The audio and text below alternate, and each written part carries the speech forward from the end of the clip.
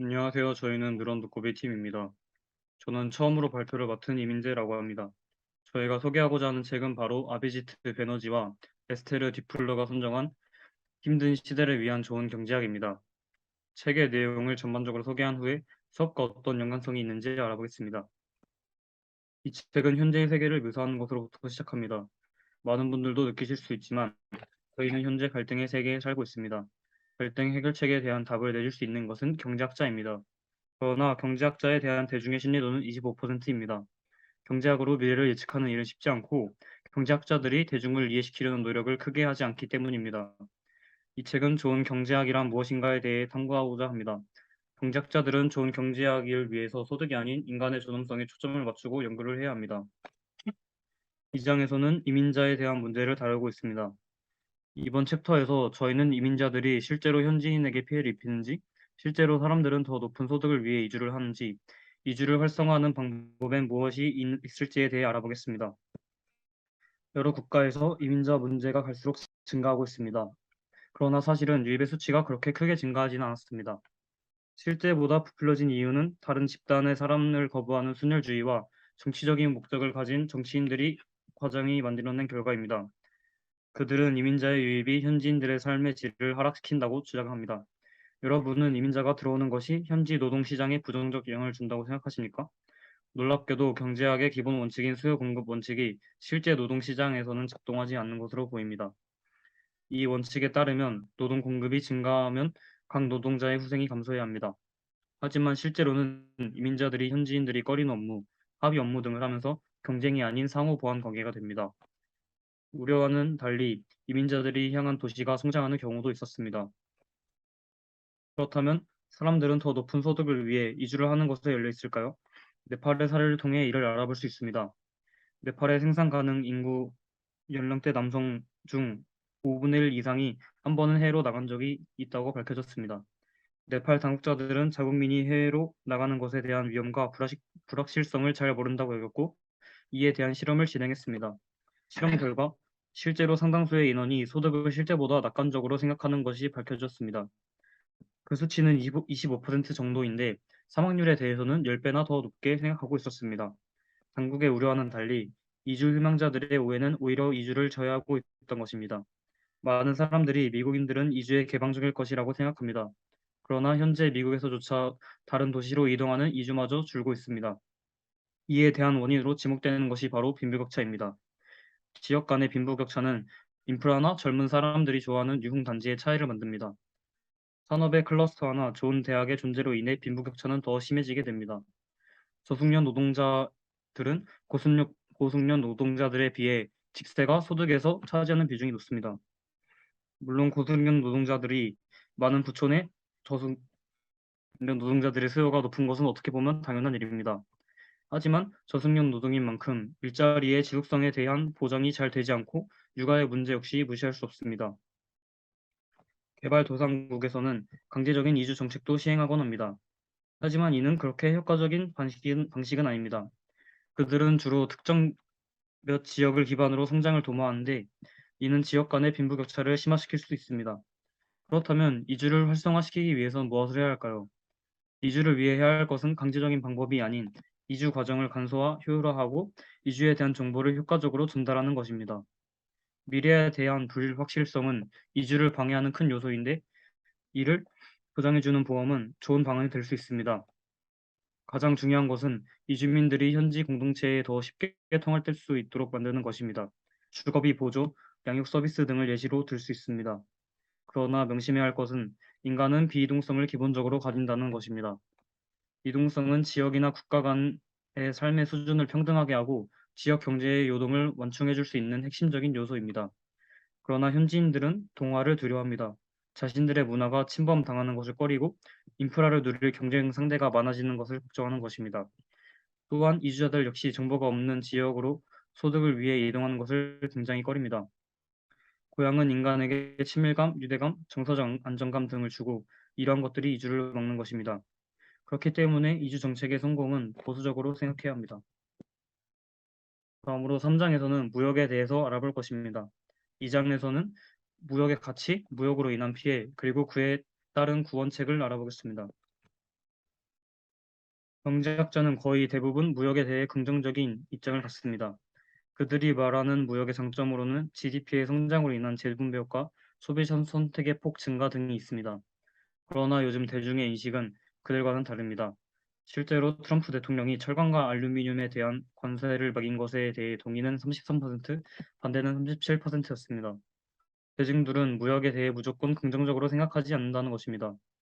페티아 토팔로바는 지역이 생산하는 품목에 따라 얼마나 무역 자유화의 영향을 받았는가를 파악했습니다.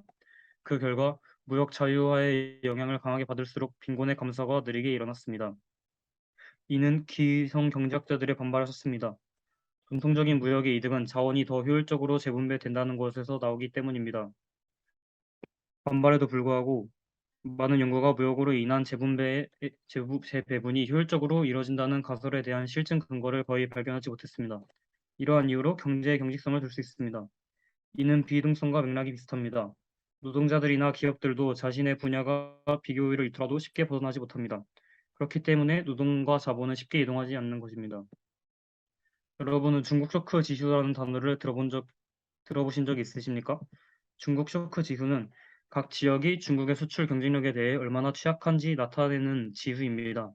중국에 비해 비교 우위를 갖지 못하는 제품을 생산하는 지역들은 중국과의 교역을 시작한 이후 일자리가 사라지게 되는 것입니다. 일자리뿐만 아니라 임금도 감소했는데 저임금 노동자들에게 특히 피해가 컸습니다. 이는 미국, 스페인, 독일, 노르웨이 등 여러 나라에서 발생했습니다. 비교 우위를 잃게 된 산업 클러스터는 특히 피해가 심각합니다. 클러스터 내 기업은 무역 충격을 함께 받기에 타격을 배로는 더 받습니다. 해고된 노동자들은 소비를 덜 하게 되고 경제가 침체되면서 주택 가치도 떨어지게 됩니다. 근린 시설도 사라지고 걷어들이는 세수도 줄어들어 인프라도 열악해지게 되는 악순환을 겪게 되는 것입니다. 무역으로 인한 피해에 대비하는 대비책을 마련해야 합니다. 무역으로 피해 보는 사람은 항상 존재하는데 재분배 정책을 통해 이를 상쇄하려고 하는 것이 경제학자들의 생각입니다. 무역 피해로 실직한 사람들을 돕는 방법 중 효과적인 프로그램으로는 TAA가 있습니다. 이는 미국에서 시행하는 것으로 노동자가 다른 분야에서 일자리를 찾을 수 있도록 재훈련을 받는 것을 조건으로 실업보험을 3년까지 연장해 주는 것입니다. 또 이사나 구직, 의료활동 지원비도 지급합니다. 그러나 미국 정부가 행하는 무역 피해 지원 프로그램에서 23%만이 TAA에 사용됩니다. 그 이유로는 미국 정부가 무역 피해를 입은 특정 지역을 타겟팅해서 지원해 주는 것을 꺼리기 때문입니다. 또한 TAA에 대한 지출을 늘린다는 것은 무역으로 피해를 보고 있다는 것을 인정하게 되는 것이기 때문입니다. 그렇다면 피해를 해결하기 위해서는 무엇을 더 해야 할까요? 경제의 경직성, 인간의 비이동성을 고려하고 그것을 촉진시켜주는 것입니다. 앞서 말한 TA를 확정하는 것이 대안이 될 수 있습니다. 현재는 규모가 작고 선정 기준이 명확하지 않은 것이 문제입니다. 선정 기준을 변경해서 더 큰 피해를 입을 지역 주민에게 더 관대하게 적용해 주는 것도 필요합니다. 또한 이 장에서 말한 국내 이주 정책을 촉진하는 것도 경제의 경직성을 완화하는 것에 도움이 될 것입니다. 무역으로 인해 피해를 입은 지역이 아닌 무역으로 인해 새롭게 수혜를 얻게 된 지역으로 이주한다면 경제적인 타격을 줄일 수 있을 것입니다. 그러나 앞서 말했듯이 인간은 불확실성을 싫어합니다. 특히 나이가 들수록 재훈련이나 이주에 대한 부정적인 인식이 큽니다. 해결책은 바로 50세 이상의 노동자들을 해고하지 않도록 기업에게 경제적 유인을 지급하는 것입니다. 무역 피해자 구원 정책의 핵심은 바로 변화해야 한다는 것, 이동해야 한다는 것, 그리고 기존의 생각에서 탈피해야 한다는 것에 있습니다. 안녕하세요. 조성현입니다. 사장의 수업과 관련지어 설명할 내용이 있어 5장부터 소개하겠습니다. 5장 성장의 종말입니다. 이 단원에서는 성장이 둔화된 뉴노멀 시대에서 경제 성장을 위한 정책적 방안에 대한 탐구를 해 나갑니다. 그동안의 경제 성장 원인을 분석하고 앞으로의 정책적 방안에 대해 재현한 두 가지 모델을 비교했는데요. 솔로 모델과 로머 모델이 그것입니다.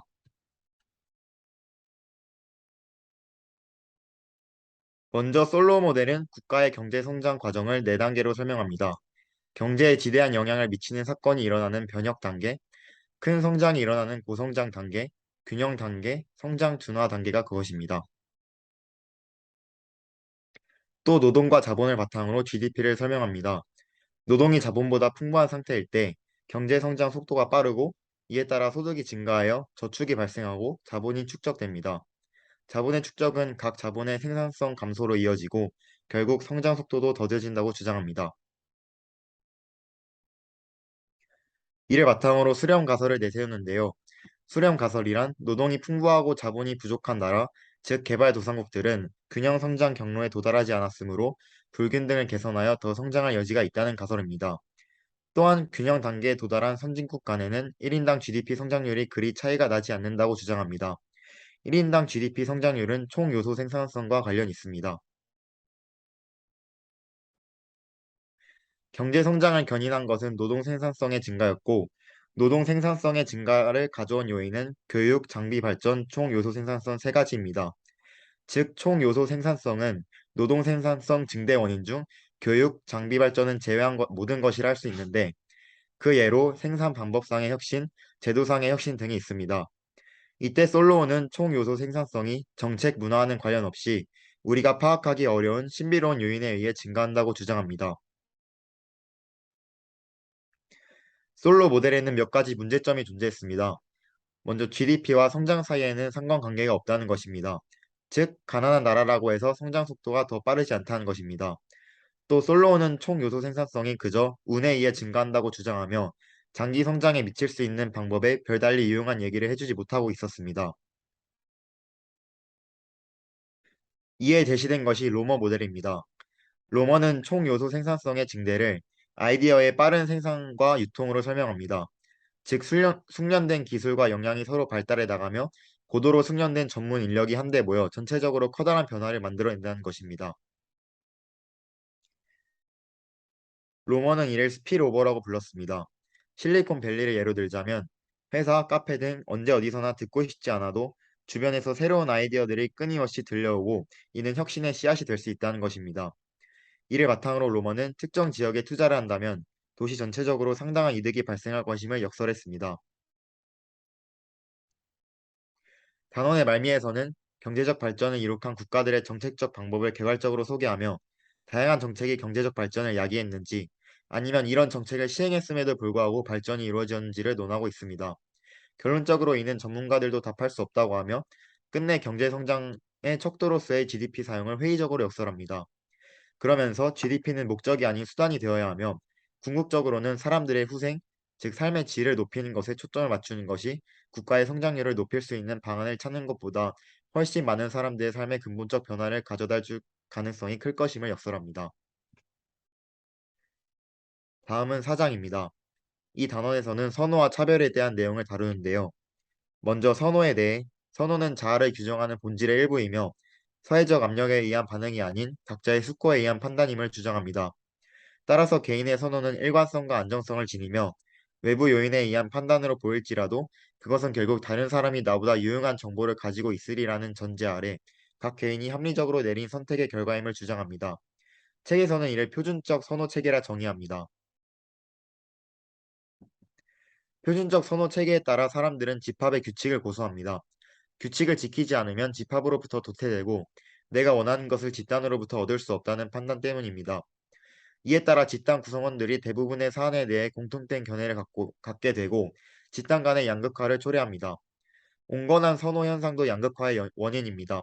온건한 선호란 같은 집단끼리 어울리되 그것이 다른 집단에 의한 편견에서 비롯된 것은 아닌 현상입니다. 온건한 선호 현상에 의해 소통할 역량을 갖추지 못한 폐쇄적 집단들이 존재하는 상태가 됩니다. 사회적 맥락이 선호에 미치는 영향과 온건한 선호 현상에 의한 폐쇄적 집단 현상에 따라 소통 문제가 발생하고 이 때문에 차별이 발생한다고 주장합니다. 따라서 상이한 집단의 사람들이 교류할 수 있도록 하는 정책이 필요합니다. 그 예로 입학생 중 일정 비율을 가난한 가정 학생에게 의무화하는 방안이 있습니다. 또 주거지를 물리적으로 혼합하는 방안이 있습니다. 다양한 사람들이 한 곳에 살게 하되 특정 지역에 많은 이주민이 몰리게 되면 티핑 포인트 현상이 발생하므로 이주민을 위한 공공주택을 균질하게 배치하는 방법입니다. 다양한 인종을 균질하게 배치해야 한다는 주장의 근거는 소셜 믹스 개념에 있습니다. 이는 사회적 계층 혼합을 말합니다. 상대적으로 가난한 사람들이 모여 사는 사회주택 커뮤니티의 사회적 배제가 주목되었고, 사회적 배제와 공간적 분리를 해결하기 위해 제시된 개념입니다. 소셜 믹스의 이론적 근거가 되는 주요 개념은 다음과 같습니다. 중산층이 떠나간 지역에는 거주 매력이 상실되고 상업이 쇠퇴하여 양질의 구직 기회가 사라지면서 범죄율이 상승하게 되며 소위 불이익의 집중 현상을 경험하게 된다는 것입니다. 불이익이 집중된 지역의 거주자들은 중산층 롤모델 및 구직 네트워크로부터 소외되기 때문에 시간이 흐름에 따라 지역의 경제적, 사회적 환경은 더욱 악화되는 악순환이 반복되고 있었습니다. 소셜 믹스 실행 방안으로 사회주택을 혼합주거로 대체하며 특정 근린에서 사회그룹의 다양성을 촉진하고자 했습니다. 이때 주택의 질에 초점을 두는 것보단 거주민 다양성에 초점을 맞추어 어느 근린에 특정 그룹이 몰려 있다면 과감히 철거하고 다양한 그룹이 물리적으로 한 곳에 있도록 했습니다. 소셜 믹스를 추진하는 효과로 크게 두 가지가 있습니다. 첫째, 중산계층이 소외 지역으로 이주를 함으로써 지역 거주자들에게 긍정적인 영향을 미친다는 것입니다. 이는 모범적인 시민의식 및 학교에서의 보다 양호한 학습 여건을 조성할 수 있습니다. 둘째, 사회 경제적 계층의 다양화는 고용 여건에 유리하고 고용 여건에 유리해지고 사회적 자본의 교환을 통해 다양한 기회를 창출한다는 것입니다. 기후변화가 모든 이들의 삶에 심각한 영향을 끼칠 것이라는 것은 명확합니다. 평균 기온이 1.5도 상승하면 상하초의 70%가 없어지지만 2도 상승하면 99%가 사라집니다. 0.5도 차이가 큰 차이를 가지고 있습니다. 기후변화의 요인과 결과는 반대로 나타납니다. 소득 상위 10%의 사람들이 온실가스 배출의 50%를 차지하고 있습니다. 중국과 같은 개발도상국에서 배출되는 온실가스의 양이 가장 크지만 실질적으로 소비는 미국과 같은 선진국에서 이루어지기 때문입니다. 온난화의 결과는 부유하지 못한 나라와 사람들에게 더 크게 다가옵니다. 그들은 에어컨과 같은 기구를 마련할 돈이 부족합니다. 또한 농업과 탄광업 같은 에어컨이 활용될 수 없는 분야에 집중하기에 부정적인 측면이 더 큽니다. 또한 기후변화에 따른 위험은 미래의 것이 아닙니다. 인도와 중국이 대기 오염 정도는 이미 심각한 상태이며 지금 사람이 죽어가고 있습니다. 기후변화를 막기 위한 기술 개발이 해당 기술이 가격을 떨어뜨려 긍정적인 효과를 가져올 것이라는 생각이 지배적입니다. 실제로 그런 것인지 알아보겠습니다. 연방주택에너지 효율화 지원 프로그램과 구제라트주 정부의 에너지 효율화 컨설팅에 따르면 기술 개발이 실제로 에너지 절약에 효과를 나타내긴 했습니다. 하지만 생각보다 저조한 실적이 나왔습니다. 사업 비용에 비하면 이득은 아주 사소한 수준입니다. 이는 소비 자체가 줄어야 함을 의미합니다. 소비는 습관적입니다. 소비 습관은 쉽게 바뀌지 않으므로 당장 세금을 인상한다고 발표한다면 습관 조정보다는 반발이 클 수 있습니다. 에너지를 잡아먹는 재화들에 대해 미래의 세금이 급격히 인상될 것이라고 발표하면 그것을 예상해서 미리 익숙해지고자 사람들이 현재 습관을 조정하게 하는 데 효과가 있을 것입니다. 그린 뉴딜은 기후변화에 대한 대응으로 가장 유명합니다. 그린 뉴딜은 불리한 계층에게 세금을 부과해 부유한 계층의 마음의 짐을 덜어준다는 비판을 받습니다. 유류세의 상승도 부유한 파리의 사람들이 편하게 자가용을 이용하기 위해 불리한 사람들을 불편하게 내몰고 있다는 비판을 받았습니다. 개도국 정치인들은 과거에 부유한 나라들이 내린 선택의 비용을 오늘날 가난한 나라들이 치러야 하는 상황에 대해 불만을 갖습니다. 그린 뉴딜, 즉 탄소세를 고안할 필요가 있습니다. 탄소세를 통한 조세 수입을 저소득 계층에 대한 혜택으로 돌려줘야 합니다. 분명 이는 비효율적인 측면을 가집니다. 모든 나라의 성장이 둔화될 것입니다. 특히 성장의 주 패러다임이었던 선진국에 타격이 있을 것입니다. 하지만 지금까지 자원이 재분배될 수 있으며 재분배되리라고 믿고서 전체적인 파이를 키우는 데만 급급했습니다. 지난 몇십 년간 불평등이 극적으로 증가했습니다. 모두 성장 담론이 주였을 때입니다. 7장 자동 피아노입니다. 디지털화로 인한 노동 자동화, 그에 따른 인간 실직이 나타났습니다. 인공지능, 로봇, 일반적으로 자동화 기술과 같은 새로운 테크놀로지가 그것이 창출하는 일자리보다 더 많은 일자리를 파괴함으로써 많은 노동자를 쓸모없게 만듭니다. GDP 중 노동자의 임금에 해당하는 몫을 줄인다는 것입니다. 평범한 숙련을 가진 노동자들이 실직하게 될 것이 예상됩니다. 맥킨지에 따르면 미국 일자리 45%가 자동화의 위험에 놓여 있습니다. OECD 국가 노동자 중 46%가 자동화로 대체되거나 하는 일이 근본적으로 달라지게 될 것입니다. 지역별로 로봇에 노출된 정보를 조사하여 가장 큰 노출을 받은 지역과 가장 적은 노출을 나타낸 지역을 비교했을 때 로봇이 노출이 막대하게 부정적임을 알 수 있습니다. 고숙련인 노동자보다 비숙련인 노동자에게 더 큰 타격이 왔습니다. 기술 개발의 진짜 핵심보다는 기존 업무의 자동화로 옮겨가고 있다는 것도 문제입니다. 자동화는 비용 절감의 측면에서 보면 매우 경제적입니다. 하지만 자동화는 진짜 혁신에 돈이 덜 몰리게 만들고 일자리를 줄이는 방향으로 유도합니다. 기술 발전으로 인한 일자리 위협에 대응하기 위해 노동자의 해고를 어렵게 만든 규제가 나타났습니다. 이는 경영자의 효율적인 다운사이징을 막습니다. 애초에 경영자가 직원 고용을 꺼리게도 만듭니다. 로봇에 대한 위험에 로봇세를 걷어서 재분배를 하자는 의견도 있습니다. 하지만 어디까지가 로봇인가? 인간 오퍼레이터가 있다면 어디까지가 단순 기계이고 어디부터가 로봇인가 하는 의문점은 여전히 남습니다. 힘든 시대를 위한 좋은 경제학의 8장은 세금에 관한 이야기를 시작합니다. 민주국가에서 정부는 세금을 통해 필요한 돈을 모읍니다. 그러나 2017년에 미국 각급 정부를 다 합한 총 세수는 GDP의 27%에 불과했습니다. 하지만 OECD 국가 중 이들보다 세수 비중이 낮은 나라는 아일랜드, 터키, 칠레 이렇게 4곳밖에 없었습니다. 미국이 부유한 사람들에게 거두는 세금을 늘린다고 가정해 봅시다. 하지만 이는 미국의 GDP 대비 총 세수 비중을 증가시키는 것에 도움이 되지 않을 것입니다. 미국에서 소득세율이 그 정도로 올라가면 기업들이 CEO에게 주는 보수 또한 줄어들게 되어 꼭대기층 소득자 수가 많이 줄어들 것이기 때문입니다. 이것 자체는 불평등 문제를 해결한다는 관점에서 바람직한 일이지만 세수를 늘린다는 목적을 달성하지는 못합니다. 소득세와 달리 부유세는 세수를 늘릴 수 있습니다. 사회주와 주쿠만은 보유 자산이 5천만 달러 이상인 사람에게 3%의 부유세를 물리면 10년 동안 2.75달러의 세수를 늘릴 수 있을 것이라고 확신하였습니다. 하지만 이 방안 또한 추가로 늘어나는 세수는 GDP의 1%에 불과한다는 한계점을 가지고 있습니다. 높은 수준의 최고세율과 부유세 제도가 있는 유럽 국가들에서도 조세 수입은 대부분 평균적 소득을 올리는 사람들이 내는 세금에서 나옵니다. 이 때문에 세수를 늘리는 정책은 국가의 재분배 정책과 충돌할 수밖에 없습니다. 최상위 1% 계층만을 대상으로 하는 세수 증가 정책은 효과가 없습니다. 해당 세수 증가 정책은 국가의 울트라 리치만이 아니라 일반 리치, 그리고 심지어는 중상 계층까지 적용되어야 합니다. 이는 국가의 빈부격차를 줄이는 재분배 정책과는 그 목적을 달리합니다. 세금을 걷는 것이 국가 재정에 긍정적인 영향을 미침에 불구하고 많은 국가들은 세율을 늘리는 것에 조심스럽습니다. 세금이 오르면 사람들이 일을 하지 않을 것이라는 우려 때문입니다. 그러나 이러한 우려는 허상에 불과한 것으로 보입니다. 스위스에서 수행된 한 연구가 이를 잘 보여줍니다. 1990년대 말부터 2000년대 초에 걸쳐 스위스는 이전 2년간의 소득에 대해 세금을 내던 방식에서 그에 버는 세금을 내는 방식으로 전환하였습니다. 스위스의 투르가우 지구는 1999년 새 방식으로 전환을 하였습니다. 따라서 이곳 납세자는 1995년과 1996년 소득에 대해 세금을 냈지만 1999년부터는 해당 연도 소득을 토대로 세금을 내기 시작하였습니다. 이중으로 세금을 내는 경우를 피하기 위해 1997년 그리고 1998년에 번 소득에는 과세가 되지 않았는데 이것이 스위스의 세금 휴년입니다. 이는 일시적으로 존재하는 것이었으며 세제의 변화는 사람들에게 잘 공지되었으므로 사람들은 각자 자신이 세금을 안 내는 해가 언제인지 잘 알고 있었습니다.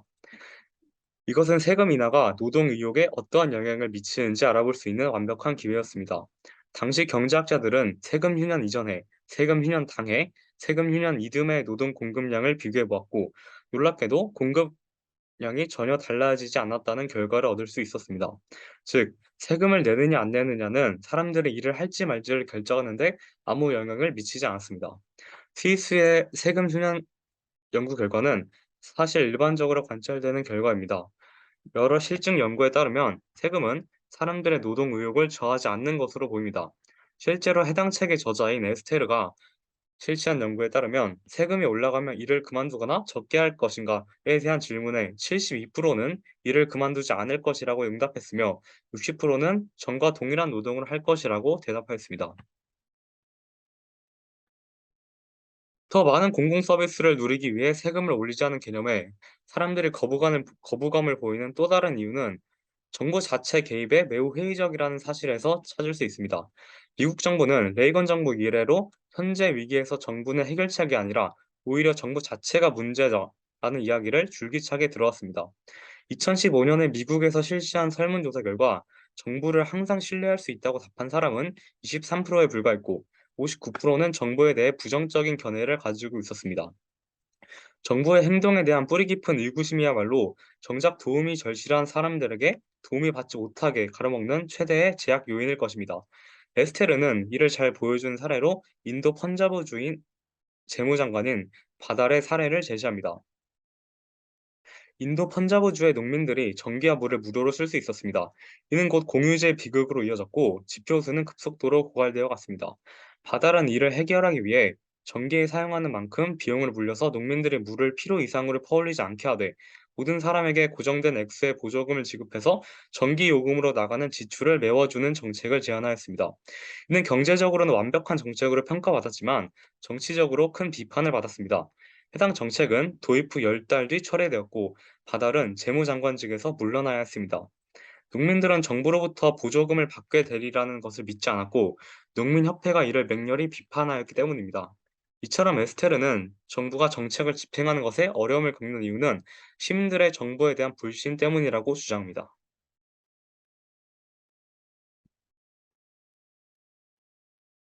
보편복지소득이란 정부가 모든 사람에게 상당한 금액의 기본적인 소득을 각자 구체적인 필요와 상관없이 일괄 제공하는 것을 말합니다.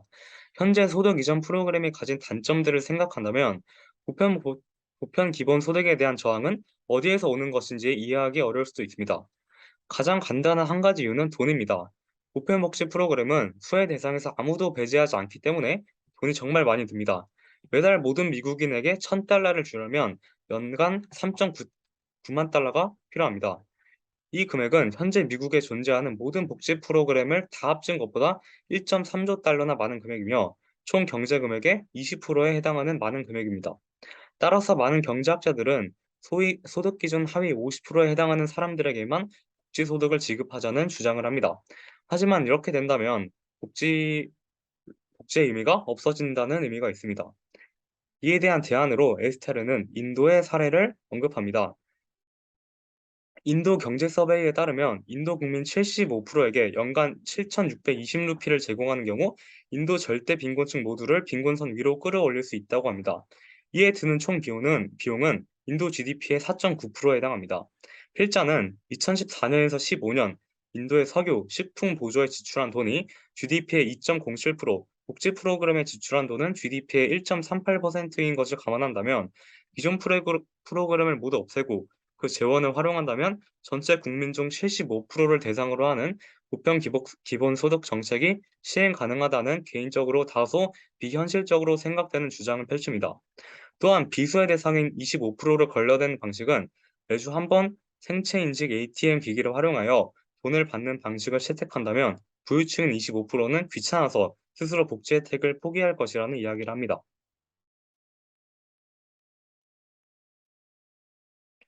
복지소득에 대한 두 번째 비판점은 복지소득으로 받는 돈을 수혜자가 엉뚱한 곳에 낭비할 수 있다는 우려입니다. 그러나 가난한 사람에게 현금 복지를 시행하면 그 돈이 낭비될 것이라는 근거는 없습니다. 실제로 전 세계 119개국이 빈곤층에게 비조건부 현금 이전 프로그램을 운영 중이며 해당 국가를 조사한 결과 현금 이전 프로그램 지원 대상 가정의 식품 소비 비중과 영양 상태가 증가했으며 교육과 건강에 대한 지출 비중이 늘었다는 결과를 얻을 수 있었습니다. 보편 복지에 대한 세 번째 비판점으로는 해당 정책이 노동자의 노동 의지를 꺾을 수 있다는 점입니다. 그러나 에스테르의 설문조사에 따르면 연간 1억 3천만 달러의 보편 기본소득이 조건 없이 주어진다면 당신은 일을 그만두겠습니까? 라는 질문에 응답자의 87%가 아니라는 응답을 하였습니다. 그 이유는 사람들이 일을 하고 싶어하며 일은 목적의식, 소속감, 존엄성을 느끼게 해주는 원천이기 때문입니다. 국가는 성장을 추구합니다. 성장이 재분배로 이어질 것이라는 믿음 때문입니다. 하지만 앞장에서 이야기했듯이 성장은 재분배로 이어지지 않습니다. 저희 조에서 힘든 시대를 위한 좋은 경제학을 읽었을 때 작가가 주장하고 싶은 말을 크게 두 가지로 정리할 수 있었습니다. 첫 번째는 부자 계층에 대한 세율 증가입니다. 성장은 재분배를 담보하지 않으므로 분배에 대한 보다 적극적인 정책적 접근이 필요합니다. 두 번째로 국가는 개개인의 후생에 집중해야 합니다. 명목적인 경제 성장 지표에 집중하기보다 개인의 삶의 질에 초점을 맞추는 것이 많은 사람들의 삶에 근본적 변화를 가져다 줄 가능성이 클 것입니다. 지금까지 누런 두꺼비였습니다. 감사합니다.